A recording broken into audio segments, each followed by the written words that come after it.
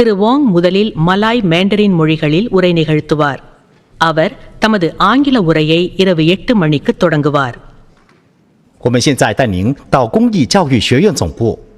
今晚，黄循财总理将发表他的国庆群众大会演讲。黄总理首先将以马来语和华语发言，他也将在8点发表英语演讲。We are now bringing you a live telecast from the Institute of Technical Education headquarters, where Prime Minister Lawrence Wong will be delivering his National Day rally speech. Mr. Wong will be speaking in Malay, followed by Mandarin. His English speech will be delivered at 8 p.m.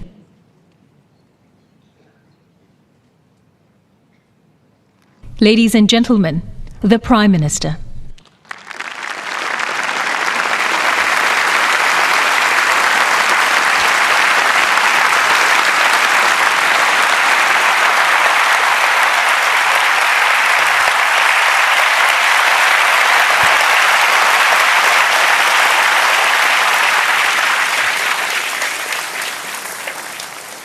My fellow Singaporeans, good evening, Selamat Sejahtera, 大家傍晚好, and to all our Indian friends, Vanakkam, Desia Dina Valdekam.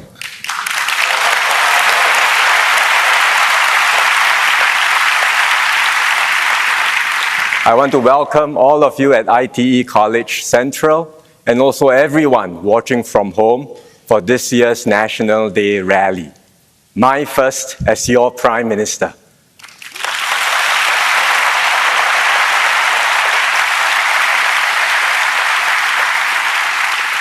Let me begin as usual in the national language. Saudara-saudari sekalian. My fellow Singaporeans, tonight I am happy to be speaking to you in Malay at my first National Day Rally speech. Yang pertama ini.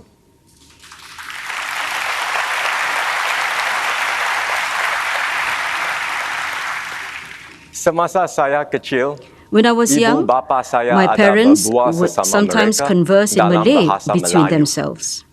My dad was from Ipoh, and my mom from Kampung Amber here.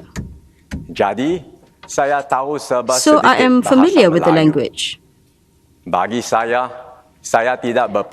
I did not manage to learn Malay properly. However, I am diligently learning it now.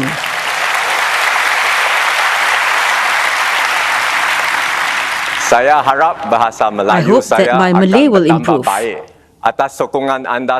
Thank you everyone for your encouragement.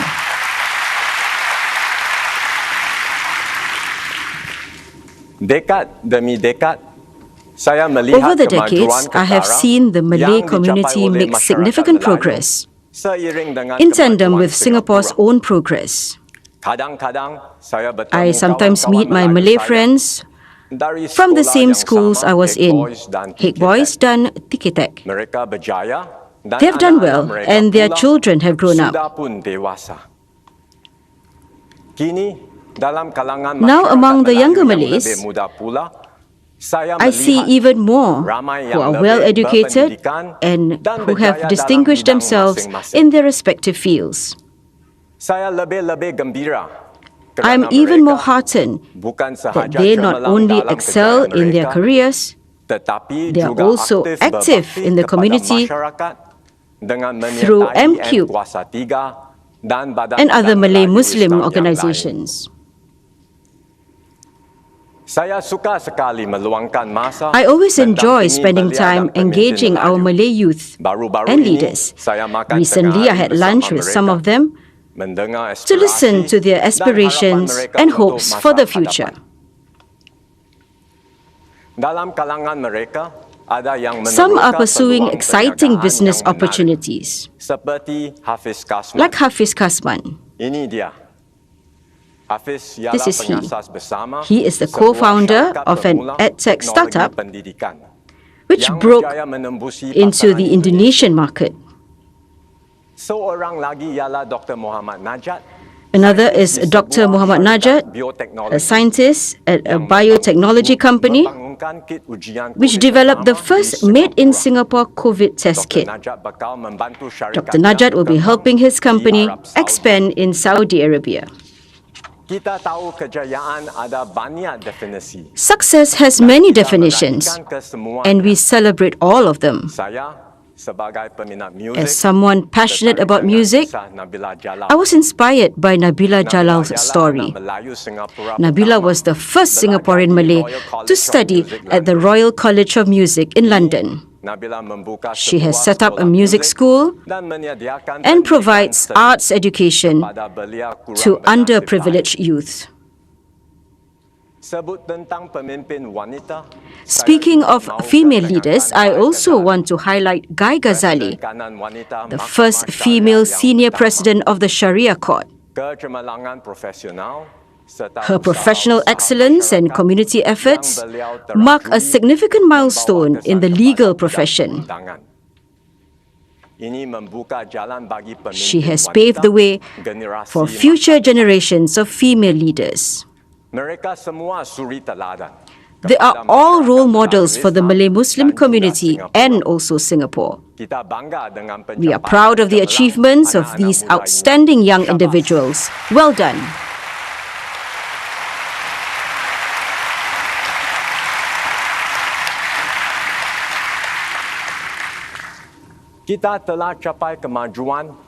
We have made progress because of the long-standing partnership and trust between the Malay community, other communities, and the government. Over the years, the Malay Muslim leaders have worked closely with all our prime ministers, Mr. Lee Kuan Yew, Mr. Goh Chok Tong, and Mr. Lee Hsien Loong, on many issues. From improving education attainment, countering radicalization and terrorism, to uplifting vulnerable segments. We have dealt with such issues head-on and with courage. Each time, the Malay Muslim community has rallied together, full of determination and with a strong sense of gotong royong. You have always looked out for each other and celebrated your successes together. Our newest project is the Singapore College of Islamic Studies. It will nurture our future Singapore Islamic leaders. I will share more details when ready.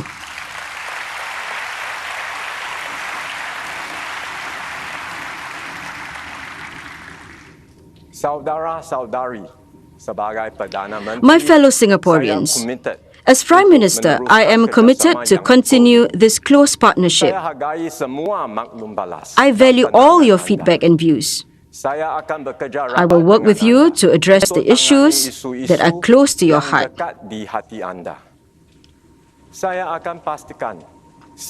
I will ensure that everyone in the Malay Muslim community benefits from our nation's progress and is able to play a full role in shaping our nation's future. I will support you in your efforts to build a Malay Muslim community that is modern and progressive while still maintaining your distinctive customs and way of life.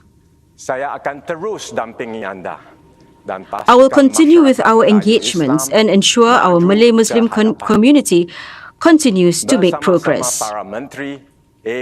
Together with our Malay Muslim ministers, MPs and community leaders, I will work with you to realize our vision, the vision of a community of success. Thank you.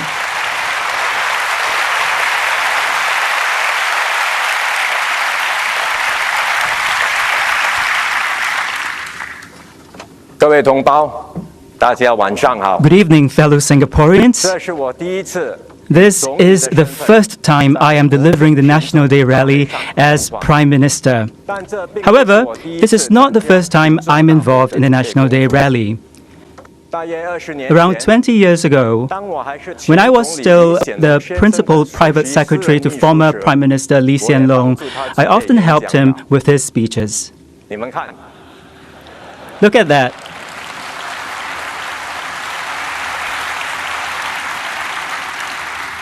We were both so young then. Now, SM Lee's hair has grayed.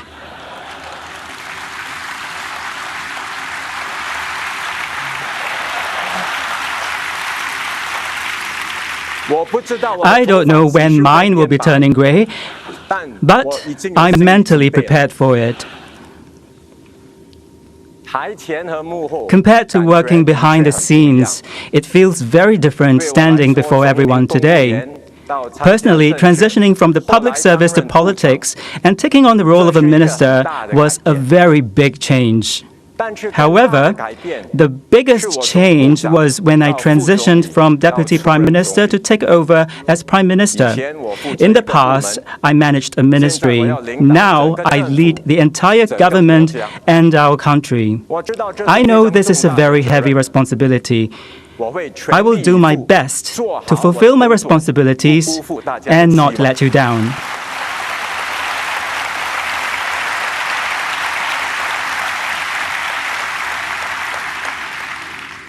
Since Singapore's independence, under the leadership of Mr. Lee Kuan Yew, Mr. Goh Chok Tong, Mr. Lee Hsien Loong and their teams, people of different races have worked together to overcome various difficulties and weather several crises.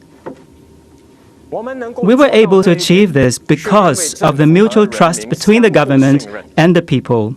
This is a very precious relationship which we must preserve, regardless of how the world may change. I thank our seniors for their sacrifices and contributions. Their lives were difficult in those days, but they still did their best to take care of their families and the next generation. My mother is from the pioneer generation. Like many other seniors, she lived through the Japanese occupation and the early challenging years of our nation building. She had to work from a very young age to supplement the family's income. At that time, my mother's family still favored boys over girls. As a result, she nearly missed the opportunity to go to school. It was only because she persevered that she was able to study and eventually become a teacher. Having been through those difficult times, my mother has always been very frugal with money. Even after the family's income stabilized, she refused to hire a helper. She raised my brother and me while she worked full-time. She's over 80 years old now, but she still insists on doing everything on her own. Such self-reliance and resilience are the hallmarks of that generation. They never gave up when faced with difficulties. Whenever I meet senior residents during my community visits, I am heartened by their positive attitude. One example is Madam Liao Niet Kun, a 78-year-old resident in Limbang. She's very active, often leading residents in the community for morning exercises. She is also very independent. She will do grocery shopping on her own and help take her grandchildren to school. Madam Liao often organizes gatherings, inviting her neighbors to foster good relationships in the community.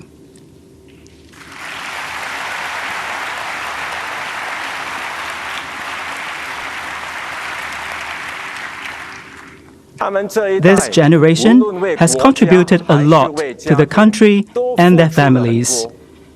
The government launched the Pioneer and Merdeka generation packages to help them retire with peace of mind.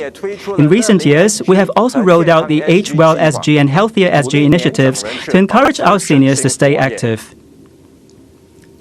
Please be assured that my team and I will continue to take care of your needs so you can enjoy your golden years.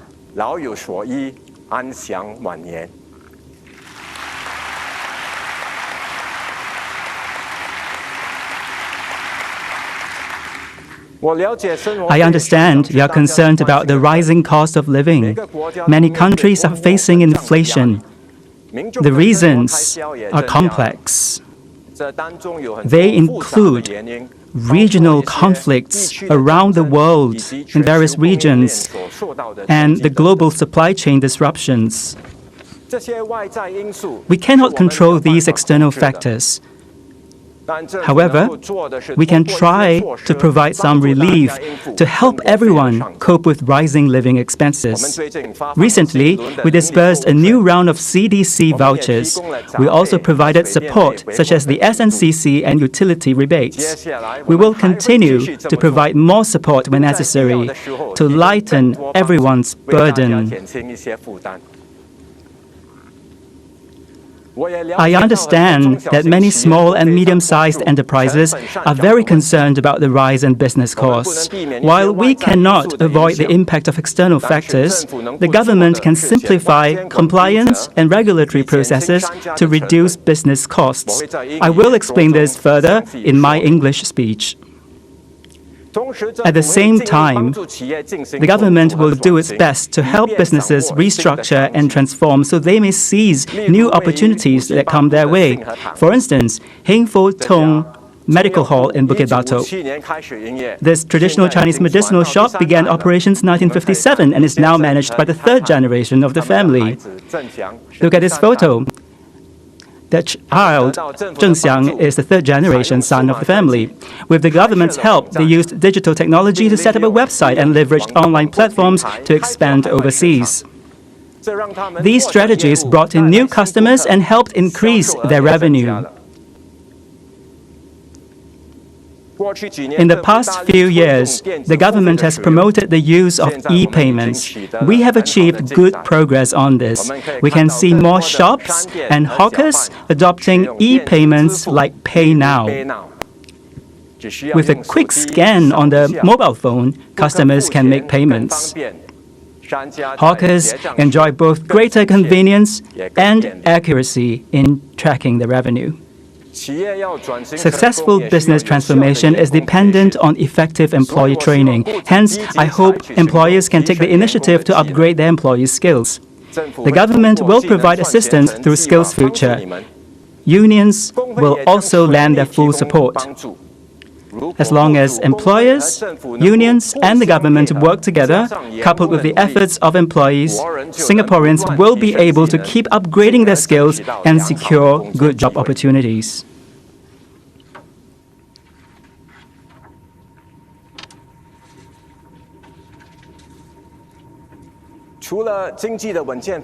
Besides steady economic development, I also place great emphasis on the preservation of our traditional culture.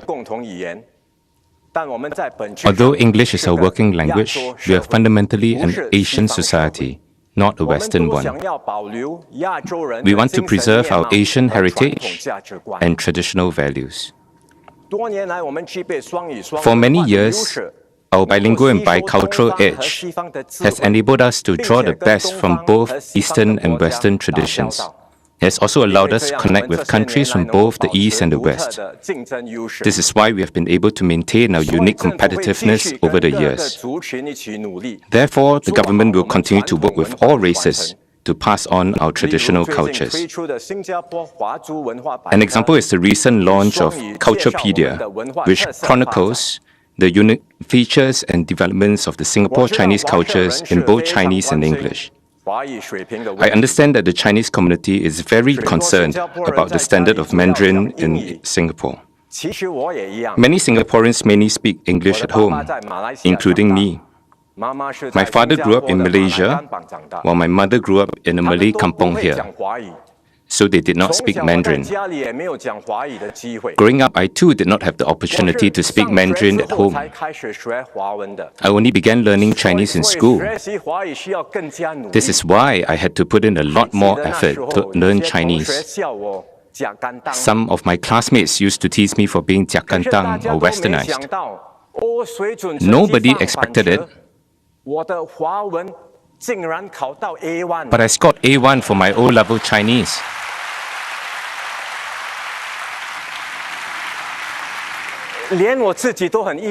Even I was surprised. There was actually no secret sauce to my performance. I did well by resorting to rote memorization. Granted, it may not necessarily be the best way to learn a language, but it still provided me with Chinese. After graduating from JC, I went to the US for further studies and did not have many opportunities to use Mandarin. After entering politics, I needed to communicate with Chinese Singaporeans in Mandarin. Thankfully, my hard work in school paid off, allowing me to apply what I have learned in daily life. My Mandarin has also improved over time. My experience is not unique. During my visits to China, I met several young Singaporeans who graduated from schools known to be more English-speaking. They included business executives, journalists, diplomats, and professionals. They seldom spoke Mandarin at home. However, they have built their bilingual foundation in school. After they started working in China, they very quickly became fluent in Mandarin. Clearly, our bilingual policy is very important. I hope more young parents can use Mandarin at home so that we can maintain our bilingual edge. My commitment is that the government will continue to support the cultivation of bilingual capability and encourage Chinese Singaporeans to speak Chinese from young. Today, primary 3 and 4 students can take higher Chinese language or HCL in several non-SAP schools, resulting in an increase in the number of primary school students taking HCL. Currently, if students wish to take HCL in secondary schools, their PSLE overall score must meet a certain standard. However, some do not meet this standard, but do very well in Chinese. I think we should provide them with an opportunity to build on their strength. Therefore, we will make a policy adjustment so that all students who are strong in Chinese can take higher Chinese from secondary 1.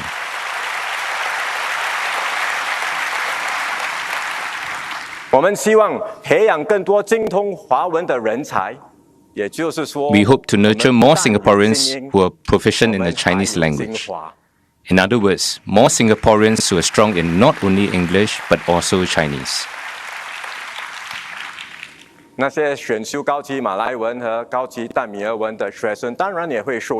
Of course, this policy adjustment will also benefit students who want to take higher Malay or Tamil languages. MOE will announce more details at a later date.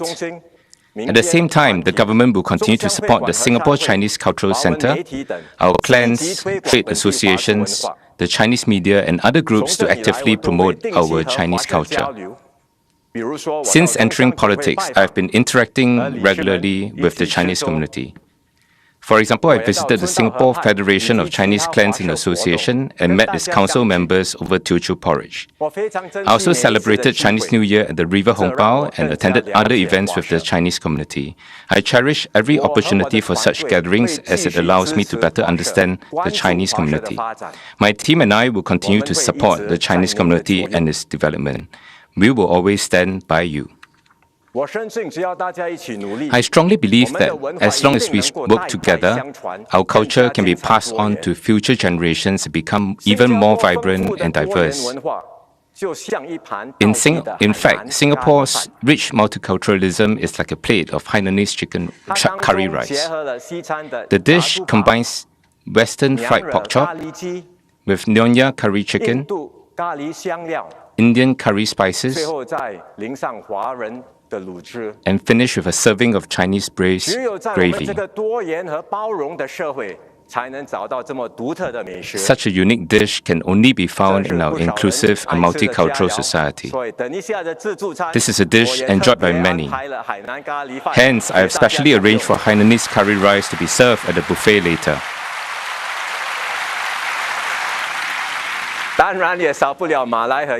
Of course, there will be Malay and Indian dishes as well. The